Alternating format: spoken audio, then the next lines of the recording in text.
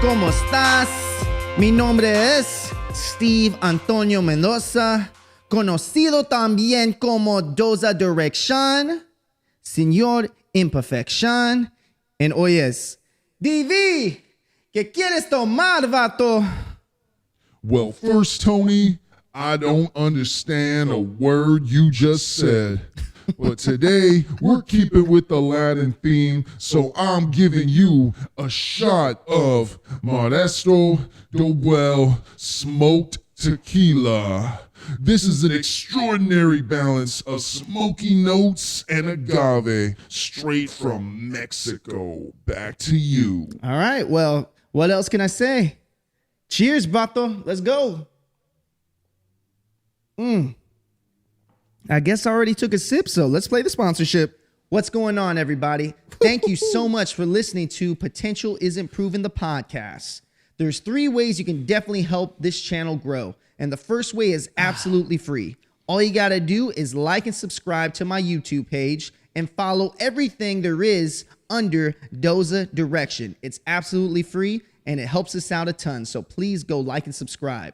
The second way is joining my Patreon page. Under Doza Direction, you could be a part of for as little as $2 a month. Anything there is behind the scenes footage, being a part of polls to pick my next topic on the podcast, and all there is. So join the La Familia. And third and final way you can sponsor this incredible podcast is by joining this little section of the sponsor video. Have your business or your organization in this little spot. Just email me at dozadirection@gmail.com. Have a great day. Let's go, Tony. Back to you. Quiero estar con la onda. You speak Spanish, Widow. So do parrots. You got a lot to learn about being Chicano, Widow. I'm no lightweight, and the color of my skin shouldn't keep me out. White is the enemy. White's the system. You're stuck in the middle. All my fucking life I've been kept out. You know what that feels like? Knowing you're a Chicano and no one accepts you because your skin came out white? My mom's as brown as you are. And my white dad tried to beat every ounce of her out of me. But you know what? He couldn't do it. Chicano's not a color. It's the way you think and the way you live. And if you're willing to give up your life for carnal, I'm here to do that. Use me. Use this. Como, You said it. Everything's based on color, right? I can get places you can't because my skin's white on the outside. But I'm brown on the inside. Through the bones. The only way into La Onda is to take down one of our enemies. In your case, it would have to be somebody big, someone we can't hit without losing a lot of carnales. Chale. Give me a chance. Trust me. Just one chance. Estoy listo. Respect is everything, Güero. You ready to die for it? Vamos a ver. Blood in, blood out. Oh, my goodness. What's going on, everybody? Oh, man, that is a quote from one of the greatest, like, Latino, Chicano cultures there is, and that is a movie called Blood In, Blood Out, and it is based in Los Angeles, and where it all surrounds the Latino culture, where there is somebody who is half white, half Hispanic.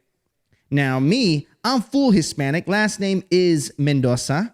And that person has to go through his entire life going through the in and out of the jail system. And he's trying to prove his worth to be in La Onda, or in other words, just the Mexican gang within the jail. And oh my gosh, let me just tell you about that movie real quick. That movie is amazing. You can find the entire movie on YouTube right now. Just look up Blood In, Blood Out, and you can see the entire movie for free. And it's a great movie. But man, that quote means so much to me when I think about it, because my entire life I've been called a güero. What is a güero? Güero is basically someone who looks super white and has Hispanic roots or Mexican influence roots. Not always do they say that güeros are. So there's a difference between güeros and gringos. All right. So güeros being you can be Hispanic, but you just look super duper white, just like me. I even got freckles on my face, man. I am as white as you can come from a Latin culture, which is hilarious.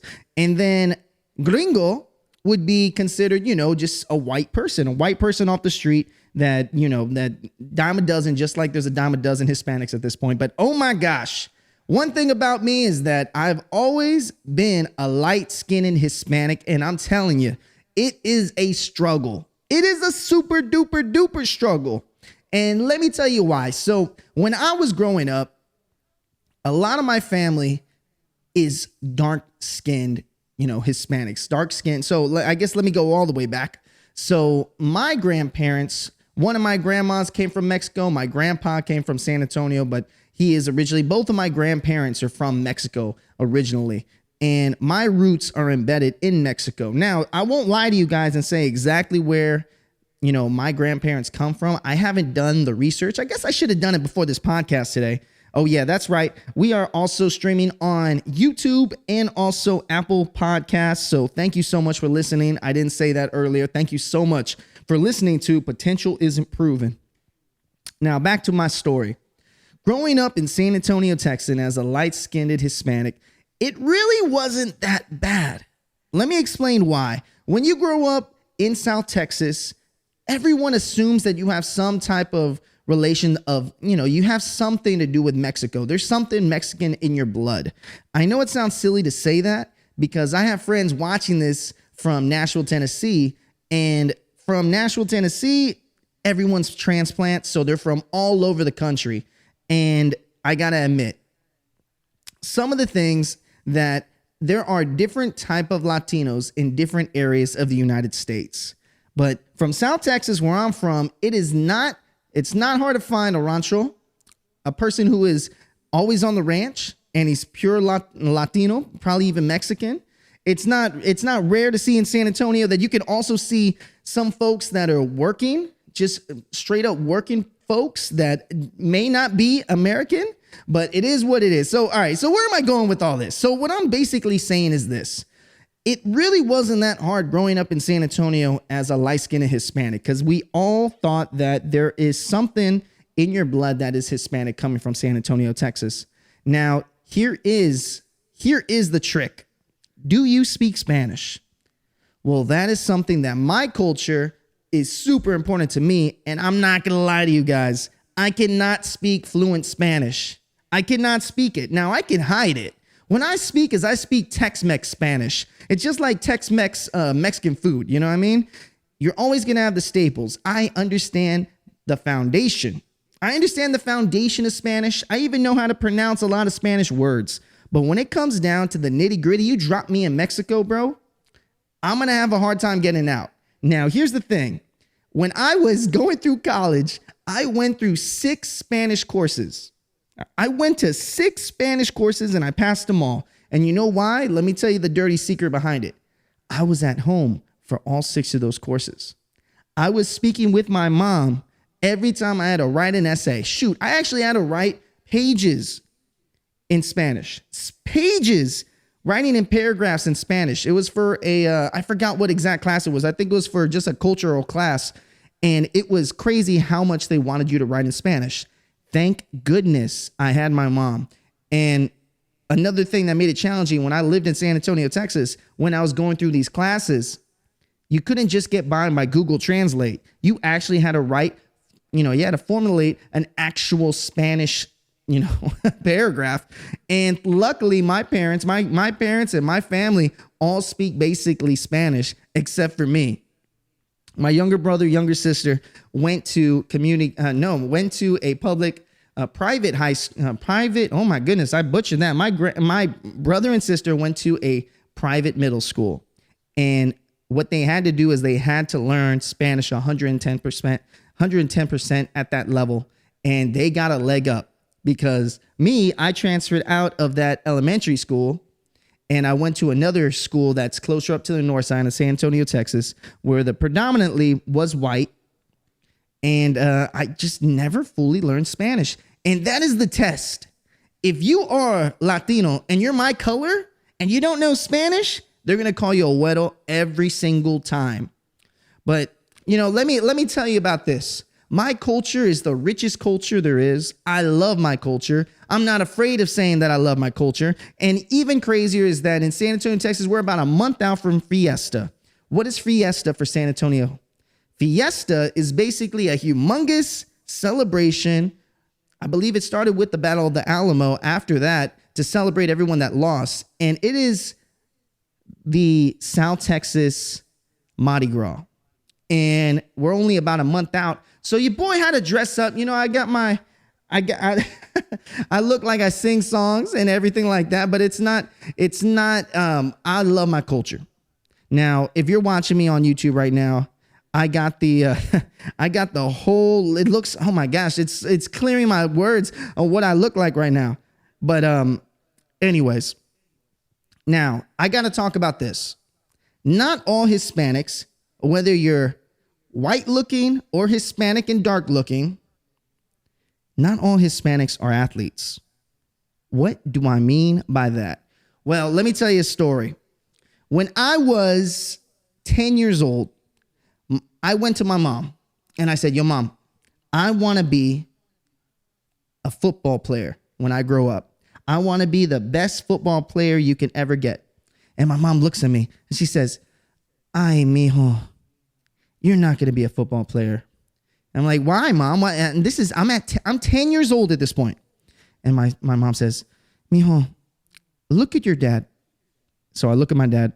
My dad is around my dad is like 5'9" and he is super wide. And my mom says, mijo, Mexican Americans don't grow tall. We grow wide. And I want you to lose.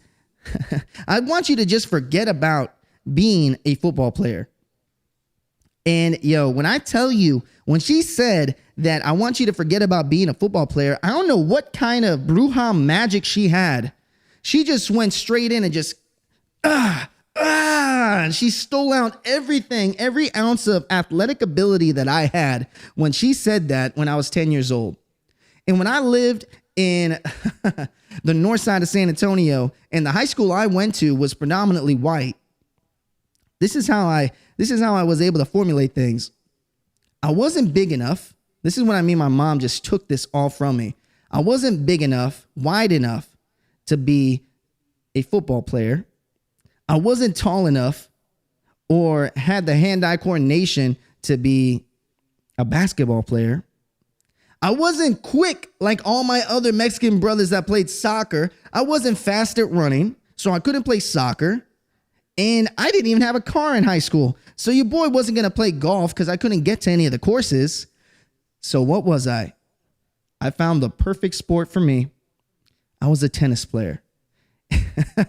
Could you imagine a Latino tennis player? I know there's a bunch of them outside the United States, but when we're talking about the north side of San Antonio, bro, when I tell you there was not a lot of competition in tennis, and it's because a lot of pure Latinos do not know how to play tennis, boy, I dominated that sport. I dominated Texas. Dominated Texas tennis. And all my boys that are looking at me right now, you can get it at any single time you want. I love tennis, but that was the reason why I played tennis, was just because being Latino and being only from 5'2" to 5'10", if you're best, if you're really blessed, you're about 6 foot. But no one from South Texas is really around that height. And if you are around that height, you're just straight up blessed. Oh man, I went down a little rampage on that one, boy. But like I said, growing up this skin color, it's a gift and a curse. The curse obviously is everyone's going to know that I'm somewhat Latin, somewhat Hispanic, just because of my height. Now, a definite gift is that I can approach all races. Back in the day, hold up real quick, my computer, man, this is going quick, baby. I love this conversation. All right, now back to it. I could approach all races. You could be Asian, you can be black, you can be white. I don't know what it is about Latinos. It's just easy for us to spark up that conversation. I think everyone is pretty much interested in meeting someone who can speak another language or fake speak another language.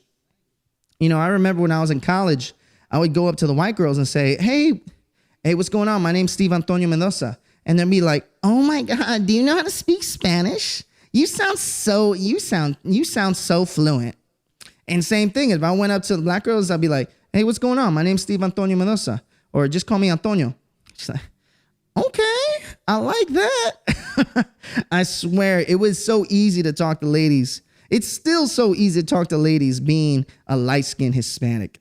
And then another thing is just, you know, I think because of my heritage and where I'm from originally, there's a couple ways that you can tell that you are dating a Latino. So let's play a little game real quick.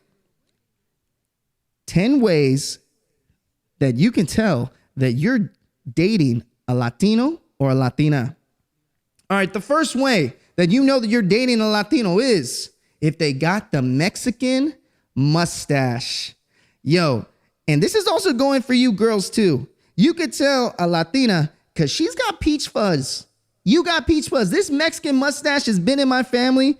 Shoot, man, I was able to grow a mustache by like 6th grade. I couldn't grow any kind of beard. I just grew a straight up mustache. So that's the first way you can tell you're dating a Latino or a Latina. The second way is that they always over-season their food. Now, if you've been dating a Latina, you know that they can throw down in the kitchen. Throw down. Now, if you're dating a Latino, he's never satisfied with the food you make. Why are they never satisfied with the food you make? Because we're always looking for extra seasoning. We need chilies. We need things that are just spicy for no reason. That's a second way that you could tell you're dating a Latino. Now, the third way, well, we're always going to be between 5'2", and this is for men and women, which is pretty crazy. We're either going to be 5'2", up to maybe 5'10", 5'11" on a good day. Now, your boy here is sitting at like 5'9", barely scratching 5'9". And my personality, and that's another thing you're going to be able to tell from anyone who is Latino, Latina, is that their personality does not fit their height. Because, boy, I'm telling you right now, I may be small, but my ego is fucking huge. Now, what's another way you could tell that you're dating a Latino or a Latina? Well, they really know how to dance and they want to dance. We want to dance! We want to dance! Queremos bailar! Y'all remember that scene in Selena where she was like, We want to dance! when she's like leaving the club, when the dad's group is leaving the club and they're throwing rocks at them and the lady just comes running up. We want to dance! Yo, but honestly, you know you're dating a Latino if they can move their hips. I don't know what it is, but we were taught to dance at a very young age, and it's because of all the parties we had to go to back in the day. So I'll tell you right now, you're dating a Latino or a Latina because they know how to dance. Now, number five, you know you're dating a Latino, Latina if they can actually quote from the movie Selena. Are you kidding me, man? This bumper's gonna go on the wall of my garage, carnal. I'm gonna put a little sign under it. It's gonna say, this bumper was pulled off by the bus of Salinas. ¿Verdad tú? I mean, anything for Salinas. Anything for Salinas. I know we're talking about the J-Lo Selena, not the Netflix Selena. We're talking the original 1995, 96. No, it must have been like 1999 Selena. You know you're dating a Latino, Latina if they're able to quote a scene from that movie. I swear to you. Also, number 6, what's another way that we can tell that you're actually dating a Latino, Latina? Well, ask them right now if they have a tío, or I guess I should say uncle, or basically an uncle that looks like Danny Trejo. Danny Trejo is the machete guy, you know, the machete guy, the guy with the crazy mustache and the super long hair, and he looks like he's been through some shit. Yo, I guarantee you that every Latino, Latina has an uncle that looks just like Danny Trejo. And I don't know what it is. It's just the way it is. Now, What's the seventh reason? The seventh way you could tell that you're dating a Latino or a Latina is if they view Edward James Olmos as their dad. Finger man, I heard about you. Are you the finger man? I'm the finger man too. You know what I can do? I know how to multiply by 9. 9 times 3. 1, 2, 3. What do you got? 27. 6 times 9. 1, 2, 3, 4, 5, 6. What do you got? 54. That's a scene from Stand and Deliver. And look, this is going to be hilarious. So when it comes down to Edward James Olmos, there's certain people in every movie, every Hollywood that views that character as a dad. So let me go straight to it. So if you're a white culture, right? Maybe you're Italian or something else, right? If you're Italian, German, you may view Robert De Niro as your like Hollywood dad. I know that sounds silly, but you may view Robert De Niro as your Hollywood dad because he's always played, for some weird reason, a dad. Or even, what's the white-haired guy? Oh my goodness, I forgot his name. Man, he always had white hair and he plays in that movie. See, this is why it would help to have a co-host because I'd be able to. Steve Martin. If you're white, you could view a father figure just like Steve Martin because he always plays a father figure.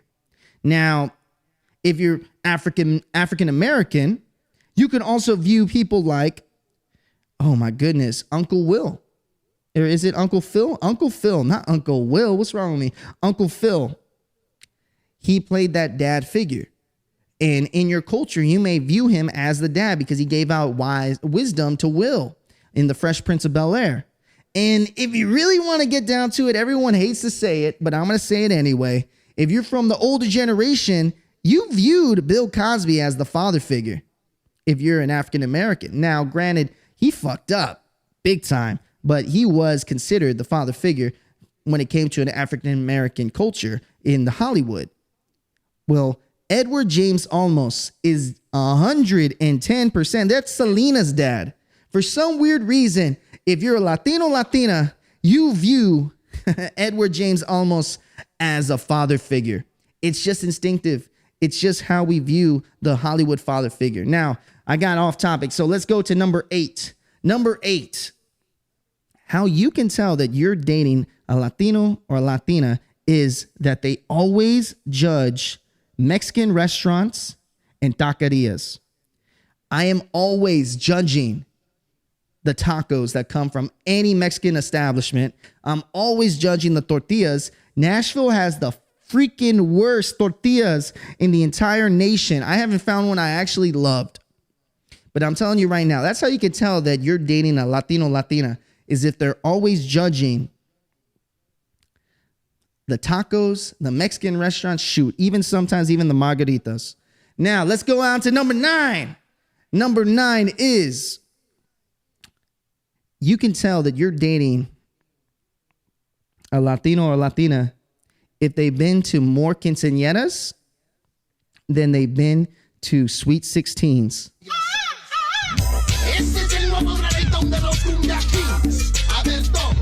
Oh my goodness. You know that you're a true South Texan if you know about the mating call. Yo, when it comes to the Mexican Hispanic culture, man, quinceañeras, man, we all know. I know a bunch of people in San Antonio, Texas, that have definitely stood in like 5. I've stood in at least 3 by my that I can think off the top of my head, quinceañeras. And one thing I'm so proud about my culture is we're so badass that we have a party before we even turn 16. We have it at 15, baby. The quinceañeras, and you cannot forget about the line dancing in the quinceañera.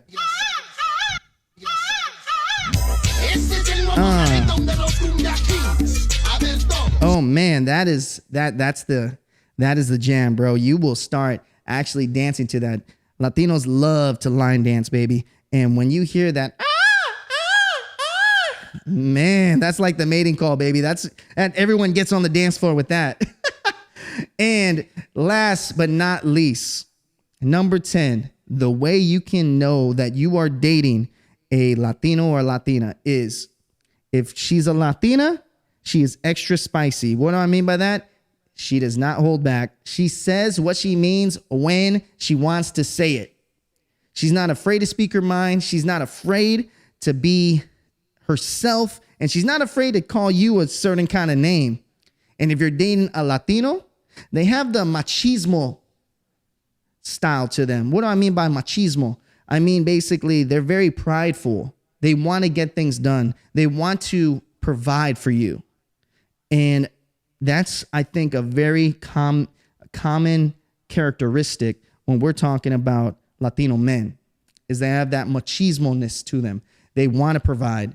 And that's one thing I love about being Latino. Wow. We just hit 10 facts. Oh my goodness. That's dope. I love that I was able to knock that out.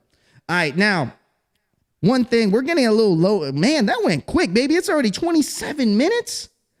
All right. So look, one thing about being a light-skinned Hispanic, bro, is that I have been able to get certain type of opportunities.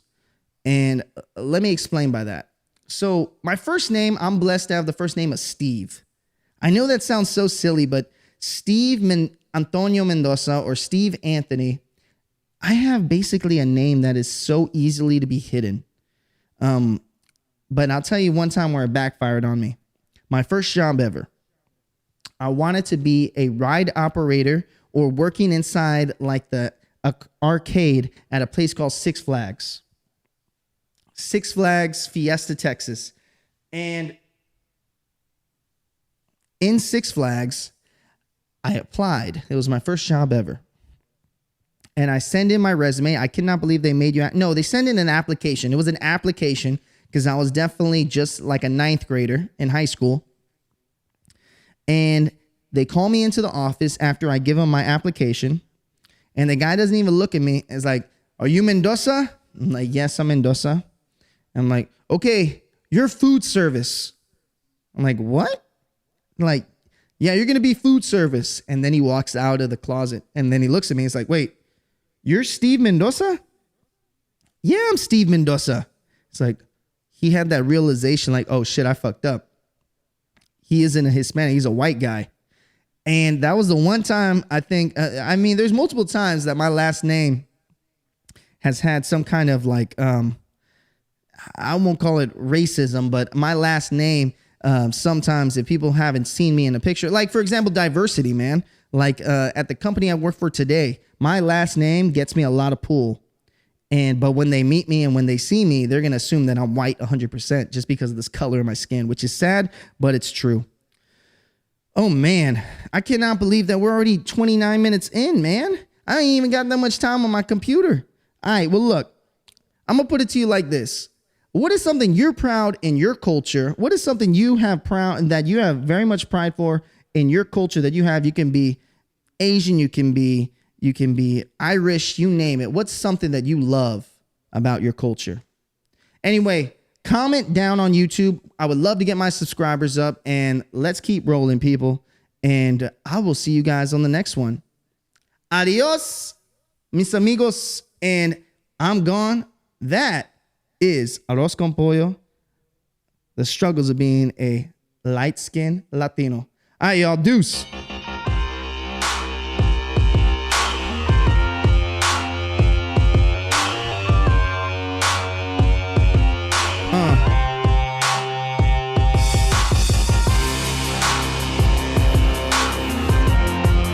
See, I timed that right. That camera shut down. Let's go. Y'all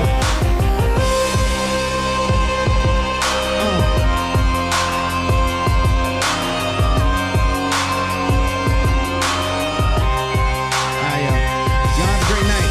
See you on the next one. See you next Wednesday. Like and subscribe, baby. And I'm out.